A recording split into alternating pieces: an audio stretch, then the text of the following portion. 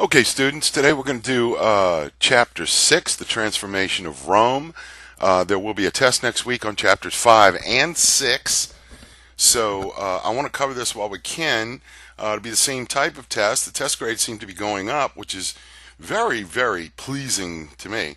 Hope they're a little pleasing to you too.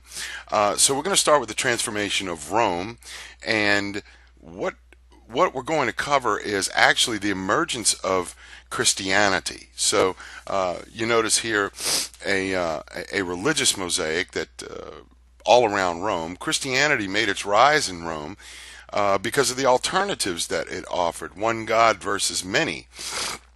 But it was also seen as a political movement that was a threat to the Roman Empire, and we'll cover that in just a little bit.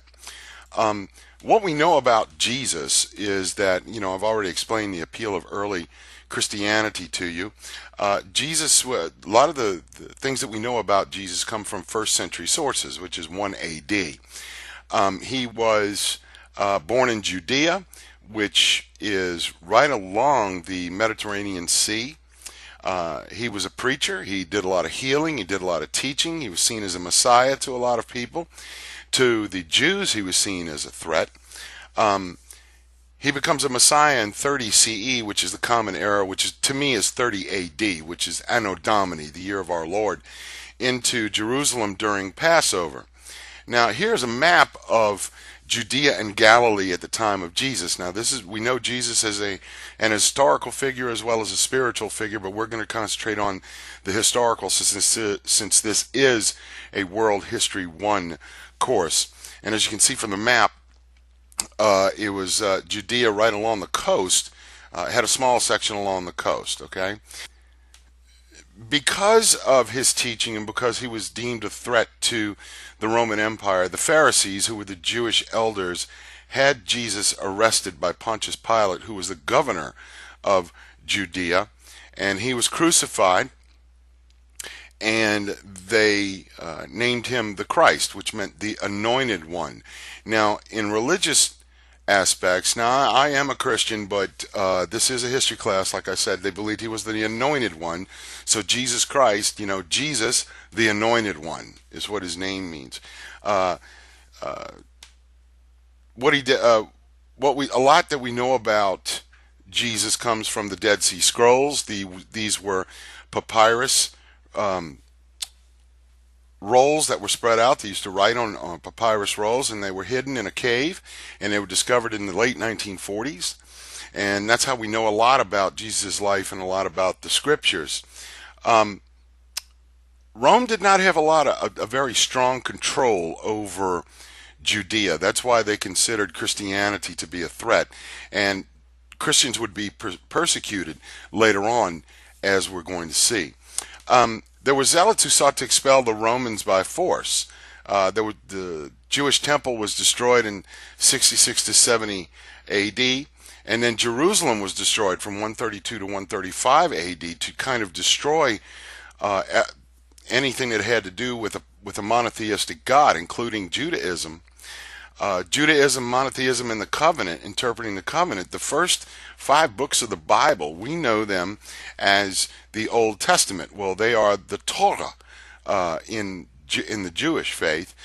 That's all these Hasidic Jews that you see that wear the black hats and have little curls down their side. They are the ones that actually teach the Torah. Okay, the Sadducees was a hereditary temple priesthood and aristocratic guardians. Now, a lot of times the Jews have been discriminated against throughout history because of they have been blamed for the death of Jesus. There is some truth to that, and what happens is Christianity goes underground. They go into the catacombs of Rome, which are tunnels that were underneath Rome at the time. And this is a fresco from that time. Artists would go under there and they would draw things about about Christianity. We know a lot about it because of these frescoes and because also of the Dead Sea Scrolls, how the Christians were actually persecuted against by the Romans and other people. So when you look at art from that period, it depicts the persecution quite well. The Pharisees were interpreters of religious law. And, there's a little, how can I put this? There is a little, you know, everybody has different interpretations. So why leave the interpretation up to one person? All right, or even a group of people. Interpretation is kind of a personal thing. When you read the Bible, that's your interpretation. The Essenes were a radical splinter group, spiritual deliverance through asceticism, and what they wanted to do was they wanted to actually use violence to get Rome to leave. Jesus is a controversial figure. He was the Messiah promised by God to deliver Israel. There's a reinterpretation of Jesus' role as a Messiah in Greek mythology. Now, one of the apostles, one of the more influential apostles of Jesus, was Saint Paul. He was born Saul of Tarsus. Tarsus is a small city in Asia Minor, and he converted to Christianity.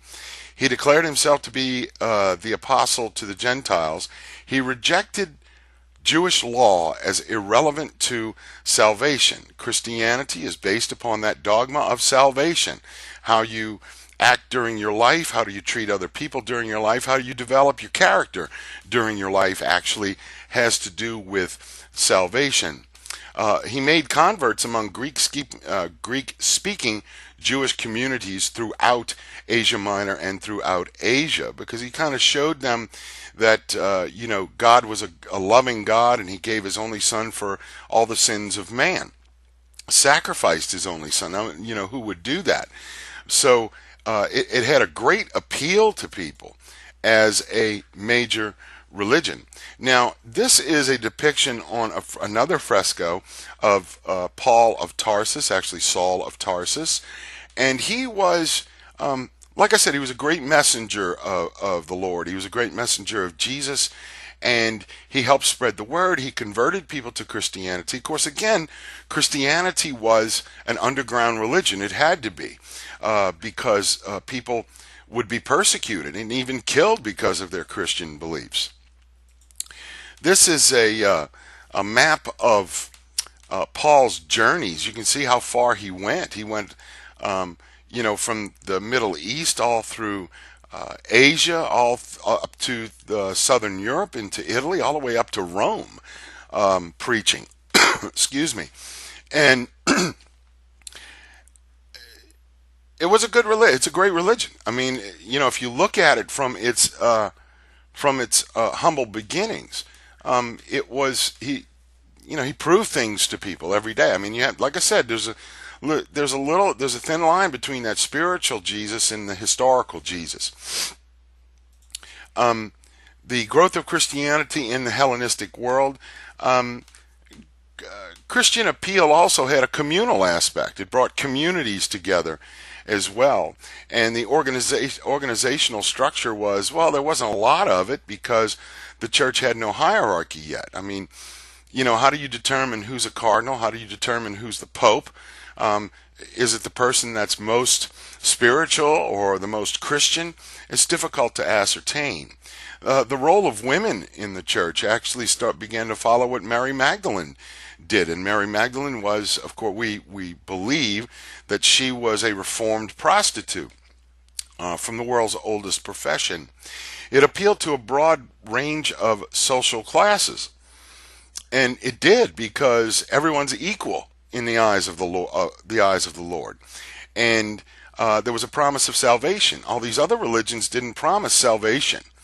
Roman religions, I'm not quite sure if they promised a heaven, or I know they had Elysian Fields, which was a place where you went after you died, but there were so many things that were involved, because God spoke to Jesus, Jesus spoke to his followers, and his followers picked it up.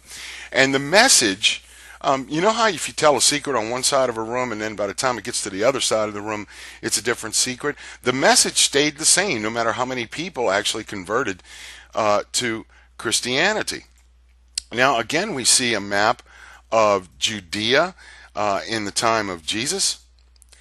How did Christianity go up against like Judaism and and other religions. It won over. There was a lot of hostility between the Jews and Christians at the time because a lot of them didn't understand the role of a Messiah.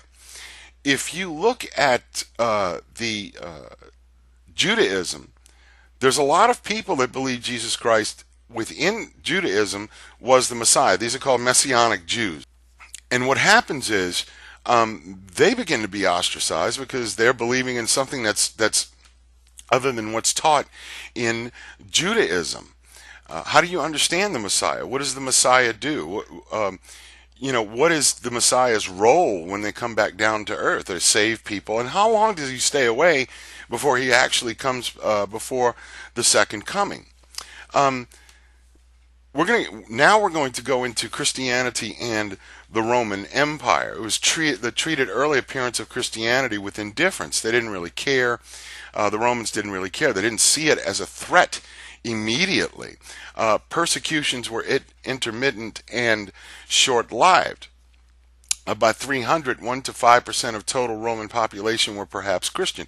Now that's a lot because the Romans practiced polytheism. They had gods for everything, and now there's one God. And so the Romans looked at it with some sort of suspicion, like it was almost sedition, that it was treasonous to be a Christian. But there was a dramatic period of growth, and I always tell my students, especially when we look at world history, if you look at the origins of religion from the beginning of time, it is a feeling of hope. Think about this. You have someone who's working in a field, and they hope for a better life. Well, how is it going to come if they feel like what they're doing now is virtually hopeless? Well, from hope stems religion or faith. Okay? Christianity was no longer Roman-centered, which means that it was spread all over the empire, so it didn't center on the Roman Empire. There was a increasing burden of imperial administration by 300 AD, and the reason being is that in the Roman Empire, they were taxing people more and more for armies that were no longer stronger, and they were losing battles. And eventually, the Roman Empire would crumble from within, and I'm going to get to that in a little bit. Difficulties were masked by the period of the 5 good emperors. They were good emperors, but they really didn't make that much of a difference. It just seemed like there was a radical change in the government of the Roman Empire. The Severan dynasty emerged after a period of 5 good emperors, and there was a question of legitimate succession. And Europe would go through this a little bit later when we get to the 16th and 17th century. If you take World History 2 with me, you'll notice that as well. There was a period of civil war, and Septimius Severus emerges as the leader. It seems that in Rome, throughout its long history, that there was always 2 different factions jockeying for power. In this one, there was a civil war, and Severus emerges as the leader, but we start to see a steady decline in the Roman Empire. What Severus did was he had a transition from Roman rule. He did not regard Rome as the center of imperial rule. Well, why should he? The Roman Empire spread all over the known world into the Middle East and even into southern Europe and as far away as England. So it was called Britannia. He ruled through the army. That's not necessarily a good thing because it demonstrates paranoia from a ruler who does that, because he doesn't trust anybody else. Caracalla succeeds Severus and extends Roman citizenship throughout the empire. Normally, you didn't get Roman citizenship unless you were actually born in the Roman Empire, no matter where it was. But now he's starting to extend Roman citizenship all over the place. Why? Because they need taxes. You can only tax the citizens, see? Increase the tax base and enfranchise the army. Now you start having foreigners in your army. Well, what do they have? What do they have to gain? Well, if you have somebody who's in your army that's not really Roman, they're not going to be very loyal. And troops didn't make a lot of money back then. And in fact, if you enlisted in the Roman army, you had to do 20 years before you retired. Now think about that in the days of all these wars that are going on, the brutal wars. You're fighting with a sword. Okay? The centrality of the army as a political instrument. This is dangerous, to have the army as a political instrument. And the reason why I say that is that if you politicize the military, you weaken your military. Instead of making them loyal to one country or one state, you're making them loyal to a particular ideal, which is wrong, because the state is not an ideal. Okay?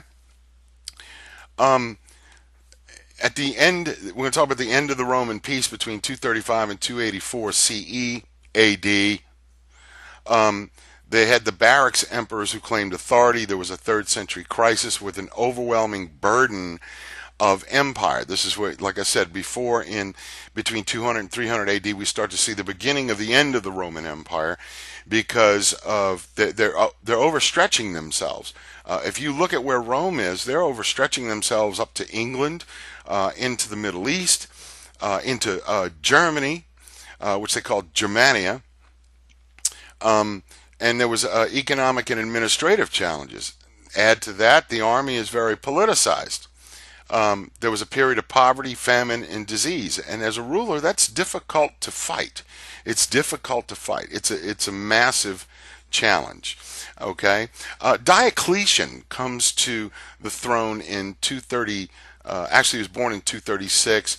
Comes to the throne in 284 AD to 305. And people called him Dominus, which means Lord, which was a different title for Roman emperors at the time. They were normally known as Sire or Caesar, or that particular style. And he had a Persian style of ceremonial deference at court. He took steps to define formal rules of imperial succession. Now, imperial succession is very important, because you got to know who's going to succeed you, whether they're going to destroy any reforms that you make, whether they are going to continue the policies that you had while you were emperor. All right, so that was important. So Diocletian did that. He divided the realm in half. This was the first time this was ever seen in Roman history. You had the Western Roman Empire, which was from like the middle of the Mediterranean all the way over to modern day Britain, and the eastern half, which was all the way in the Middle East. The western capital was in Rome. The western capital was in Constantinople, which is now Istanbul in present day Turkey. Diocletian took the wealthier eastern half, and Maxentius took the western half, and they had what they call the Tetrarchy, which was the rule of 4. There were 4 people that actually ruled Rome at the time. And they permitted a degree of decentralization, and it was designed to end succession disputes. Well, if you have one large empire, somebody can get really, really hungry. And if you have a question of succession, you can also have another civil war. So Diocletian wanted to end that. So as emperor, he took the richest half of the empire and gave the poorest half to Maxentius, which was Rome. Now, this is probably the opposite. Rome should have been the richest, but it wasn't. Here is a map of Diocletian's division of the empire in 304 AD, and as you'll see, he ruled the eastern half, nothing but sand, really, spices, certain grains, while in the western half you have a lot of agriculture, rich farmland, fertile farmland. So who won out in this? It's difficult to tell. But if you split the empire in two, it's easier to rule. That was the that was the smartest thing that Diocletian did. Diocletian separated military from civilian chains of command. Okay, so he's depoliticizing the military. He stabilized the currency and had a new system of taxation where taxes were lowered Okay, and when you lower taxes, that creates a better economy. Your economy begins to grow. Why? Because people have leftover money, and if they have leftover money, they're going to spend it in for luxury items. Believe it or not, he ruled from Nicomedia in Asia Minor and retires at Split in Croatia in 305. So this actually had a happy ending. Instead of him being murdered or dying in battle, he retired in 305. This is the Tetrarchy, Diocletian and his colleagues. This is a statue of them that you see right there. And the Romans were always quick to monumentalize their leaders through statues and works of art. At the beginning of the 4th century, Rome was less than 5% Christian. Christianity began to have an impact. It began to have an impact both spiritually and, believe it or not, politically. All right, and societally as well. Diocletian was opposed to any group perceived as subversive, and Christians were seen as subversive because, like I said, the Romans were polytheistic at the time. So as they're seen as polytheistic, if you're not loyal to Rome's gods, then you're not a loyal Roman citizen. So they take religion and citizenship in one hand. You might say hand in hand. This is when it began the great persecution of Christians. Results in increased interest in social justice and equality. It increased an interest in Christianity and coincides with the emergence of Neoplatonism. Now, if you pay attention to something that is perceived as rebellious, sometimes it gives it a lot of publicity, whether it be negative publicity or positive publicity. It still gives it publicity, and people ask questions about it. They want to know about it, and that's what happened with Christianity. And then it began to have more converts. Constantine was the emperor that succeeded Diocletian. Now Diocletian was very persecutive against he persecuted the Christians.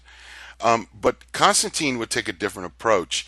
He had a vision at Milvian Bridge where he saw an angel that was going to help him win a battle in 312. He was preparing to march on Italy and claim power, and he saw this vision before the battle, and in this sign you will conquer. That's what he saw.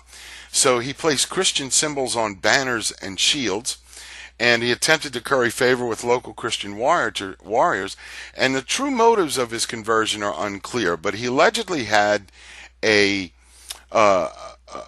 religious conversion, so he converts to Christianity. Now, whether this was an attempt to get Christians on his side is unclear, but he actually converted to Christianity. Now, when you see the emperor converting to Christianity, you think it's okay. So the rest of the Romans believe it was all right to convert to Christianity if the emperor was doing it. But it's not that they didn't make it legal.